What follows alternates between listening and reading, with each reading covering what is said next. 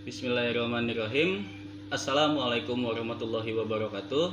Saya Riksi Mahmudin, peserta Latsar CPNS Pemerintahan Kota Bekasi. Tahun anggaran 2019 kelas A12 kelompok 1. Pada kesempatan ini, saya akan membahas tentang implementasi wawasan Nusantara dan wawasan kebangsaan dalam kehidupan berbangsa. Materi ini merupakan bagian dari tugas Latsar CPNS Agenda 1.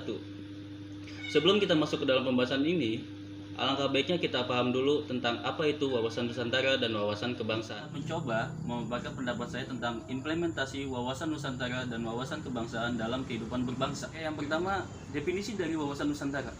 Wawasan Nusantara adalah cara pandang terhadap bangsa dengan tujuan menjaga persatuan dan kesatuan yang diwujudkan dengan mengutamakan kepentingan nasional dibanding kepentingan pribadi, kelompok, atau golongan tertentu. Oke, berikutnya definisi dari wawasan kebangsaan. Wawasan kebangsaan menentukan cara bangsa mendayagunakan kondisi geografis negara, sejarah, sosio-budaya, ekonomi, dan politik, serta pertahanan keamanan dalam mencapai cita-cita dan menjamin kepentingan nasional. Ada beberapa hal yang penting yang harus kita pahami dalam wawasan kebangsaan, yaitu nilai dasar wawasan kebangsaan terdiri dari penghargaan terhadap harkat dan martabat, tekad bersama untuk berkehidupan kebangsaan yang bebas, merdeka, dan bersatu, cinta akan tanah, air, dan bangsa, demokrasi atau kedaulatan rakyat, kesetiakawanan sosial, dan masyarakat adil dan makmur.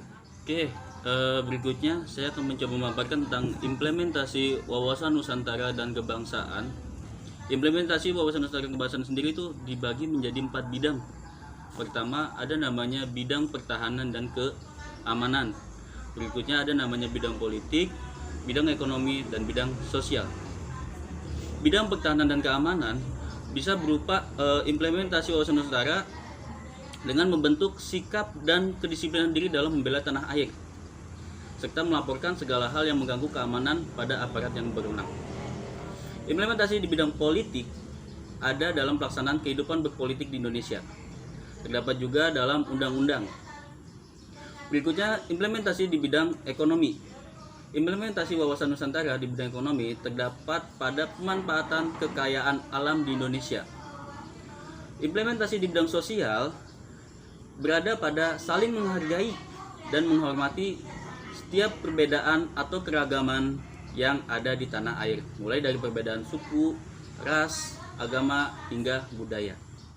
Oke, sehingga pertanyaan tentang pendapat dan penjelasan mengenai implementasi wawasan Nusantara dan wawasan kebangsaan dalam kehidupan berbangsa, menurut pendapat saya, implementasi wawasan Nusantara dan wawasan kebangsaan dalam kehidupan berbangsa sangat erat kaitannya.